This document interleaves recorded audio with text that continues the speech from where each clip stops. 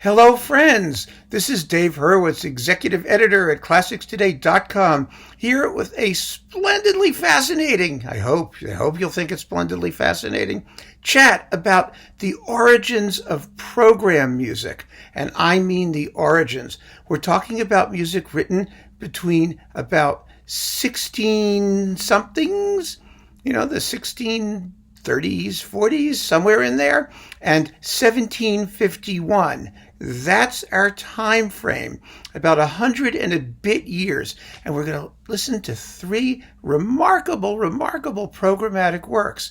Now, one of the things we need to keep in mind is that at this time, back in those days, first of all, aside from the fact that there was no deodorant or toilet paper, there was also really very little instrumental music.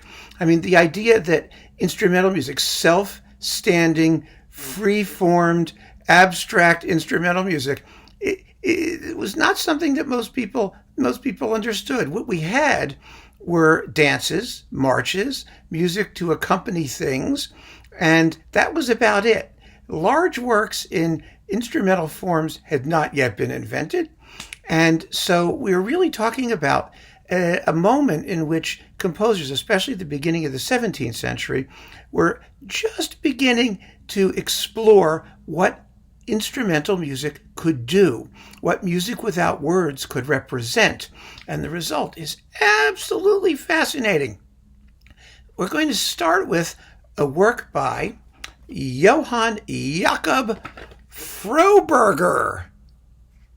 Now, what, you may ask, is a Froberger? Well, Froberger lived, let's see what his dates were. I mean, it was like really early. It's fascinating.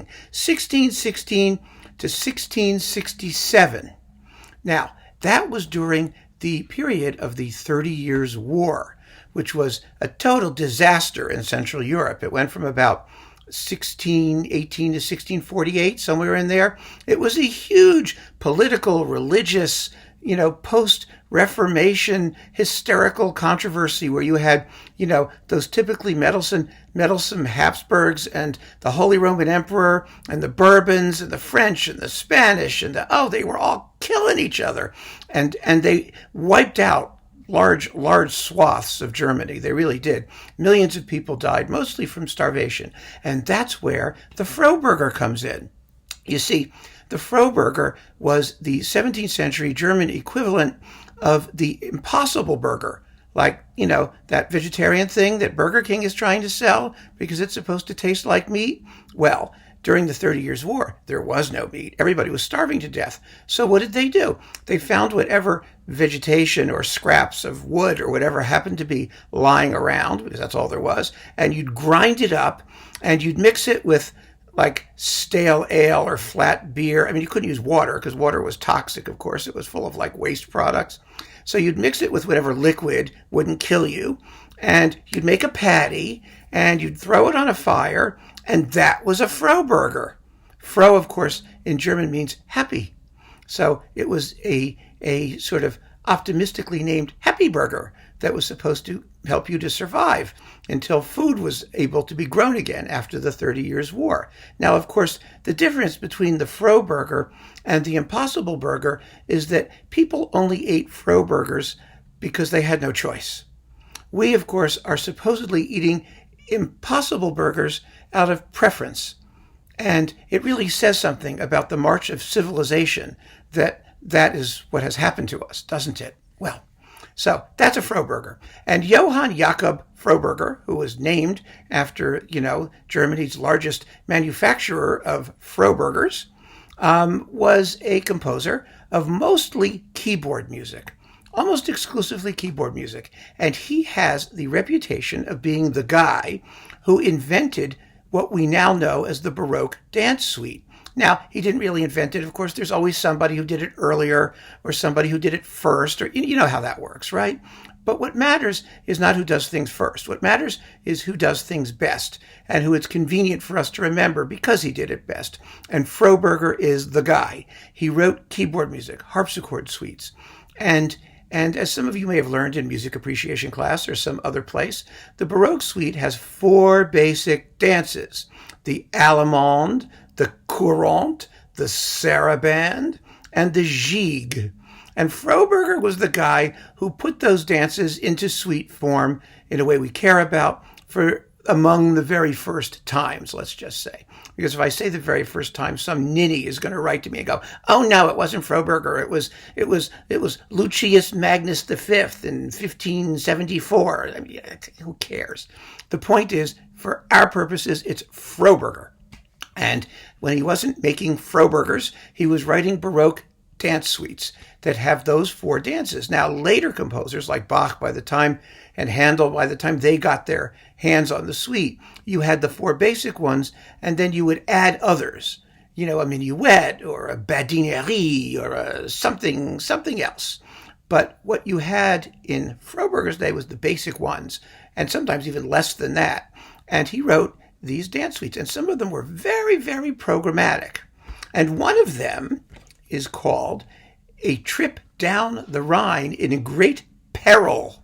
Yes, great peril.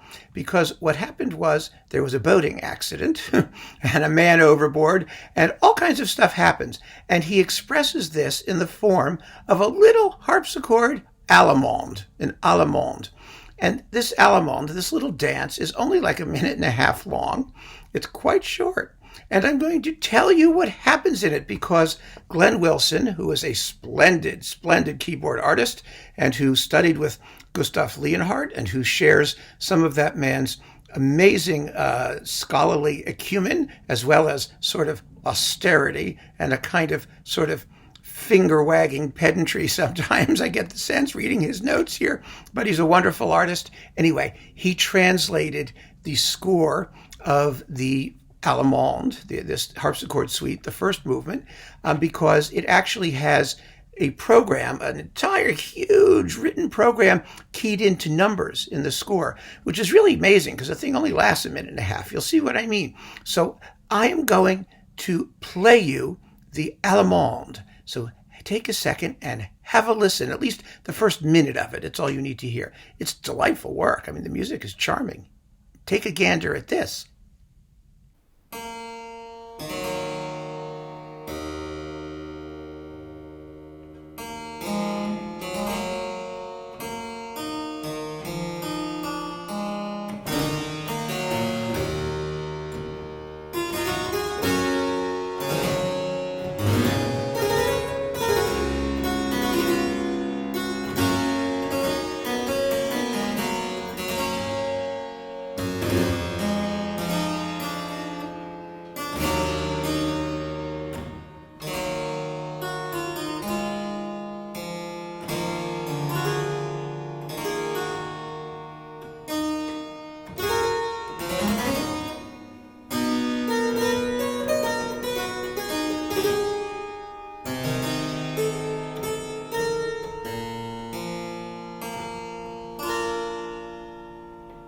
All right, it sounds like a little Baroque harpsichord dancey thing, right? But now I'm going to tell you what it means. This is fascinating. So here we go. Glenn Wilson has very graciously translated it, and this is what he says is happening in that thing you just heard. Are you ready? The travelers return to their two ships from a revel at 5 a.m. Mr. Mitnacht, and this is a true story, by the way, falls into the water between them. 4 companions create a commotion. The crew fails in a first rescue attempt. The victim groans. Froberger awakes on board and, finding himself alone on what he assumes to be a sinking ship, commends his soul to God. A crewman tries to pull the victim out of the water with a hooked pole. That must have hurt, but only tears his expensive French coat. The victim tries to swim, finds it difficult, and rests for a moment. He is pulled into a whirlpool and starts thrashing about, finally pulling himself up out of the vortex. A crewman again tries to reach the victim with his pole, but instead delivers the victim a violent blow. I was waiting for that to happen. The victim cries out in pain and resolves to swim for it again, but is drawn under by the current. Losing heart, he resigns himself to death. He is drawn down ever deeper and offers a final prayer, which is, contrary to expectation, graciously heard. A crewman on a skiff finally reaches him, and he is hauled aboard. Farewell. That is the story of what you just heard. Can you believe it? In that, 90 seconds of music, that's happening. All that stuff is happening. And I didn't even play the whole thing. I played you the first minute. Let's listen to it again. See if you can hear any of that in what Froberg's doing. I think I get the moment towards the beginning where he goes overboard. You sort of hear a splat. You'll see what I mean. Listen to it again.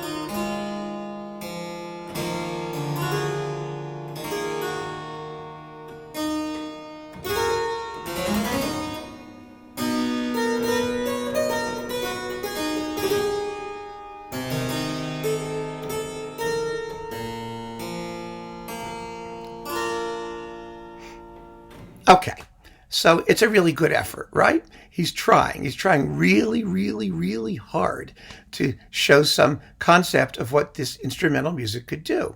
And Froberg was a very interesting character. I mean, he would not allow much of his music to be published or performed in his lifetime. He kept it for himself because he thought that no one else could do it correctly, of course, and he kept it as a special treat for himself and his patrons. And of course, much of what happens in this piece is really for the player. You sit down at the keyboard, you see what it's supposed to be, you see what you're playing, and you enjoy doing it. And it could be that while you're playing it for your patroness or patron or friend or whoever's with you, you're calling out to them. Now he goes underwater. Now he groans. That's what's happening. The idea that we're going to just listen to it in the abstract and understand that that's what's going on, that may be a push. But Froberger is a wonderful keyboard composer, and this is an absolutely exquisite Naxos recording of his keyboard music by Glenn Wilson. And I recommend it very highly, and it's a wonderful way to get into the idea and to build your collection of program music and early music that has a hook, something that will allow you to get into it, because a lot of these suites are programmatic in one way or another, and they're musically delightful. So that was Froberger. Next, we're going to Biber. We all love Biber, don't we? Heinrich Ignaz Franz von Biber, 1644 to 1704. We'll jump ahead about 50 years or so to the second half of the 17th century. Now, this is after the 30 Years' War, and food was becoming, more popular. There was actually food, and I actually feel very, very happy, talking about this, because as I've mentioned in the past couple of videos, I just had a tremendous amount of dental work, including a bunch of tooth extractions and bone grafts and things, and I'm in a tremendous amount of discomfort, I have to tell you. But you don't have to wish me well. I'm surviving. Thank you. But I feel so happy talking about music of the 16th and 17th centuries, because nobody back then had teeth. No one. There was no dentistry. I mean, well, there was, but he was taking your life into your hands. And, dentistry was like, tying your tooth to the door with a string and slamming it shut to have it pulled out. Well, it's changed a little bit since then. But, missing a whole bunch of teeth as I am right now, I feel so idiomatic. This is an authentic chat about authentic music by an authentic toothless critic. So you're getting the real deal, folks, and I hope you enjoy it. Anyway, let's talk about Biber. Biber is just great. Biber was an amazing violinist who wrote extraordinary instrumental music. His most famous works are the Rosary sonatas, the violin sonatas based on the mysteries of the Rosary, which I'm going to talk about. Don't worry, it's coming.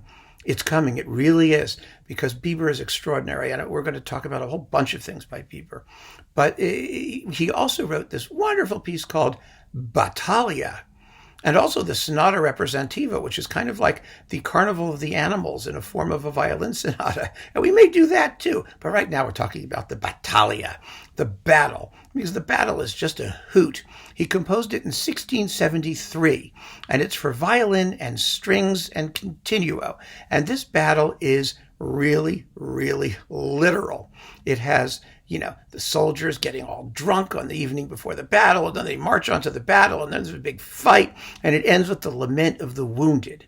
And in this very, very fine performance, this is with, let's see, who's doing this? The Baroque band on Cedille, and it's coupled with his dinner music, Mensa Sonora, the sonorous table music, as in Telemann's Tafelmusik. This is another one of those, how to entertain your aristocratic patron by writing music for them to listen to while they're munching. Well, the Battaglia is somewhat different, but it's coupled to that. And here it is.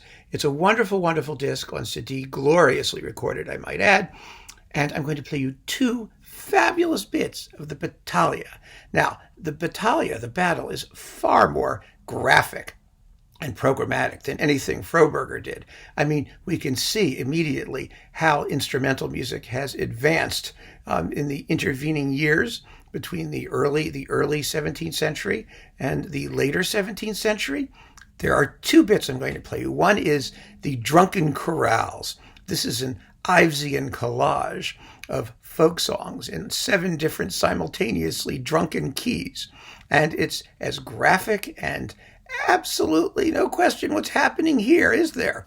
Listen to this.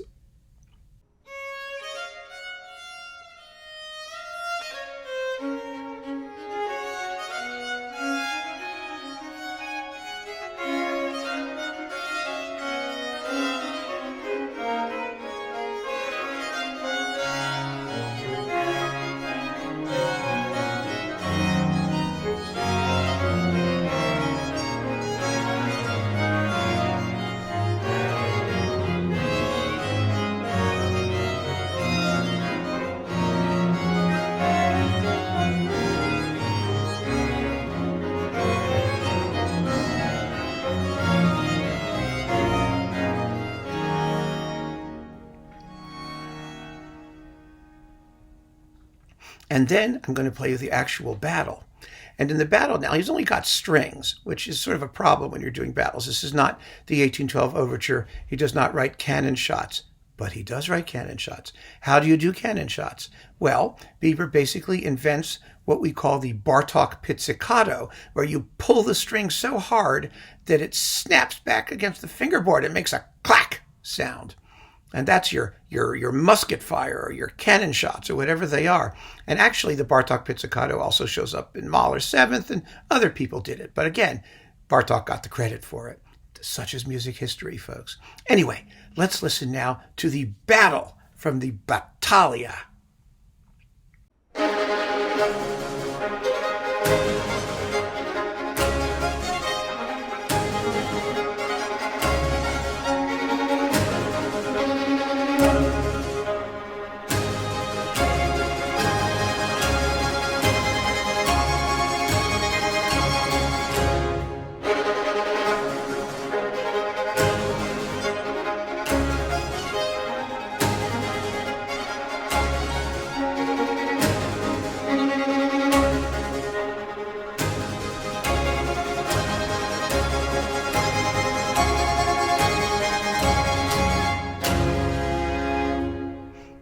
Pretty cool, eh?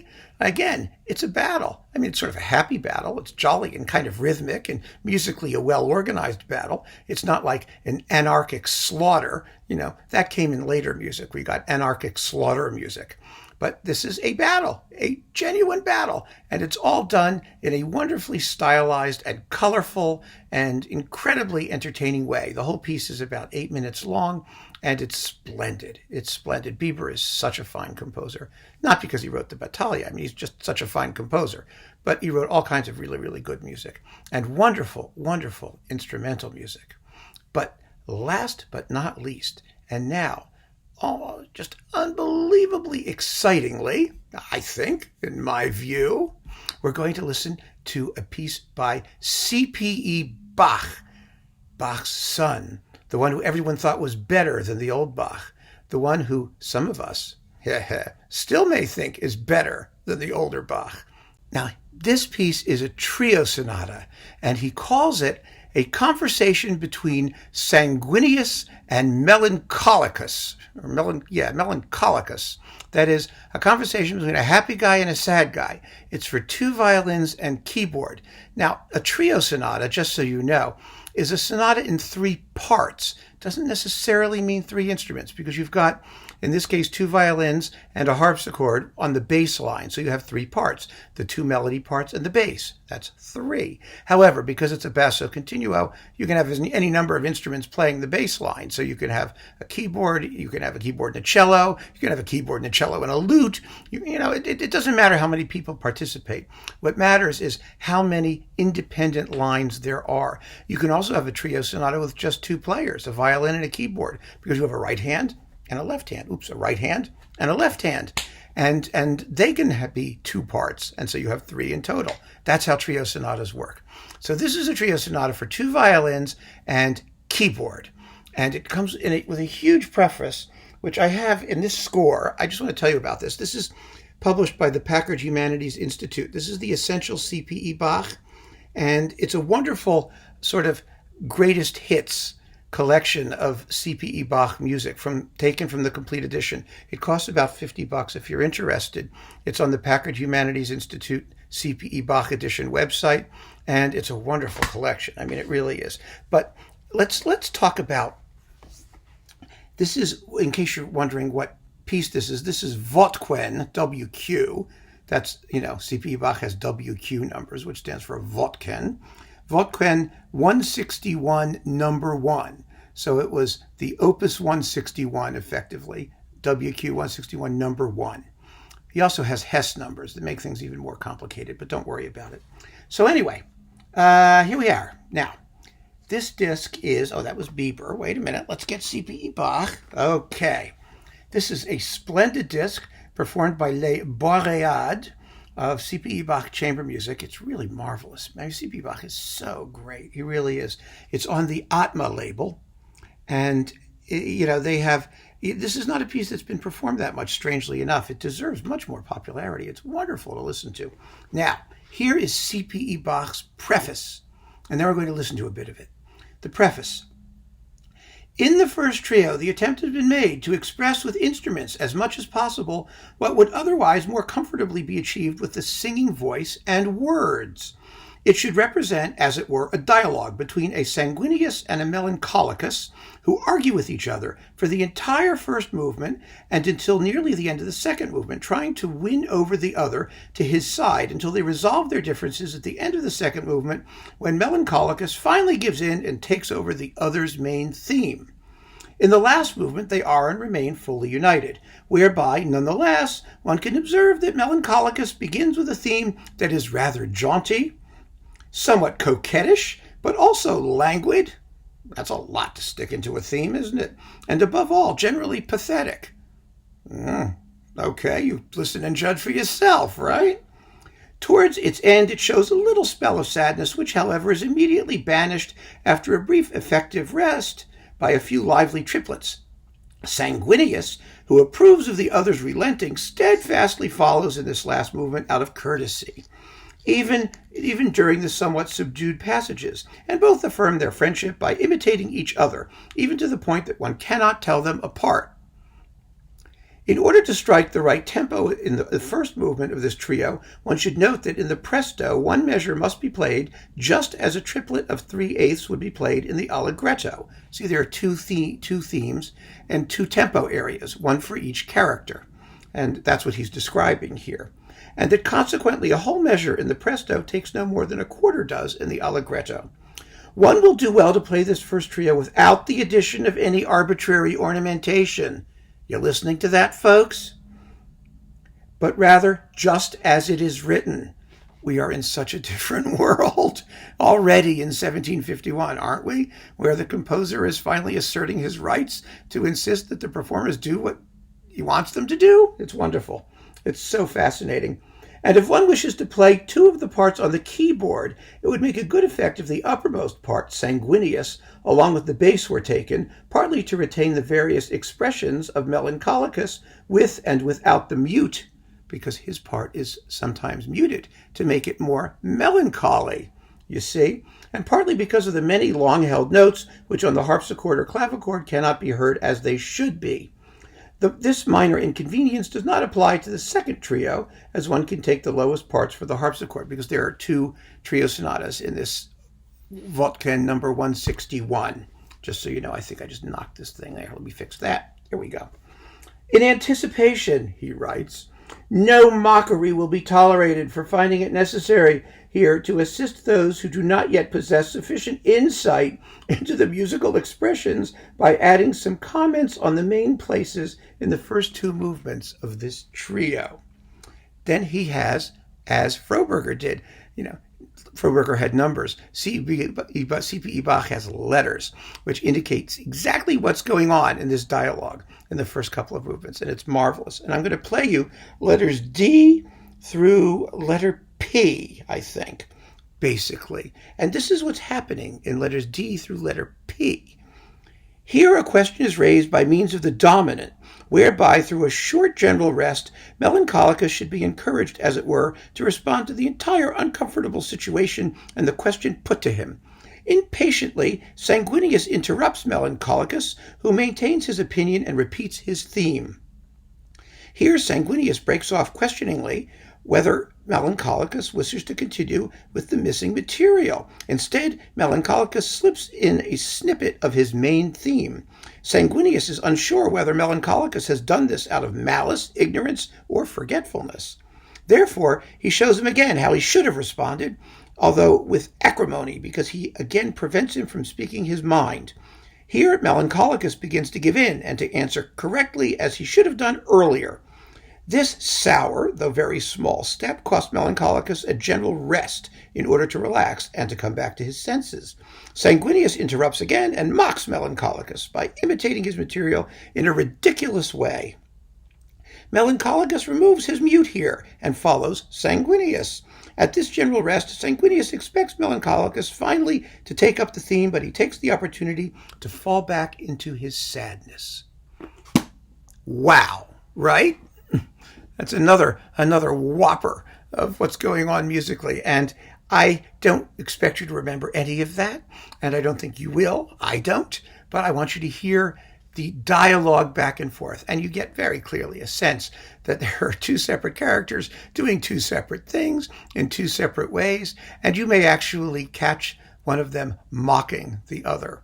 I mean, it's really, really pretty cool. Anyway, here you go. Have a listen.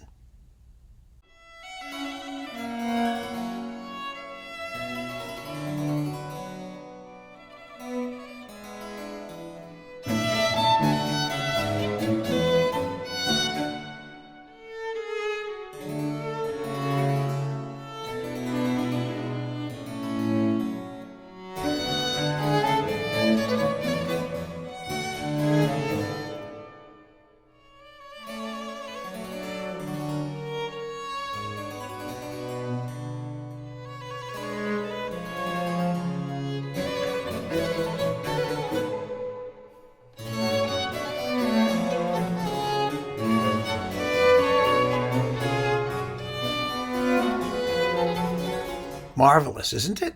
It's fun. It's just fun. It's such a great piece. I was going to actually write little tags as the music went on to say what was happening with each one, but the music goes so quickly and there's so many words describing what's happening that it would be impossible to read it and follow it as it flies by. It would just be annoying.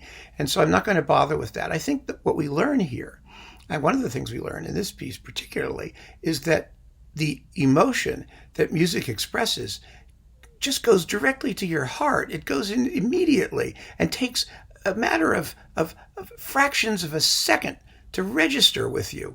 Whereas when you have to describe it in words, Sanguinius tells Melancholicus, "Hi, how you doing? Why don't you now? We want to go out? Let's go have a beer. What are we doing?" The words go on and on and on, but the music just goes straight in, instantaneously. And so one of the things that I think you need to get into your head when you hear these programmatic works, particularly in earlier periods, because the music is on such a small scale. The idea of writing large abstract instrumental pieces that have consistent moods that remain relatively fixed over long periods of time with long-breathed melodies. None of that happened yet. So it's like lightning. It goes really, really, really quickly with rapid fire exchanges. And the emotions that those exchanges represent, you may hear, you may not.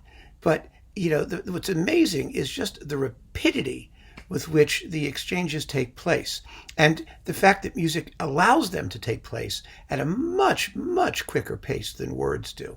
It's fascinating. And that's something, of course, that composers of this day were beginning to realize. They were studying and experimenting with and trying to find how to create their descriptions at a pace that was comprehensible to the listener.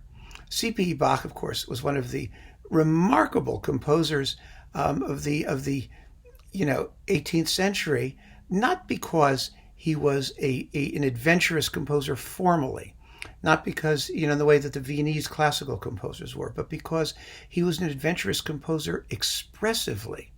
And unfortunately, there isn't any pedagogy that is able to describe that or give credit for it in the way it deserves, because you can't put emotion on paper.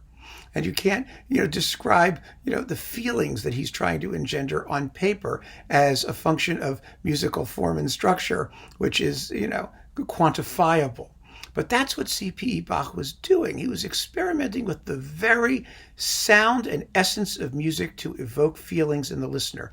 And he does it very, very graphically in this marvelous, marvelous trio sonata, the conversation between Sanguinius and Melancholicus, Votquen 161, number 1, here played by Les Boreades on ATMA.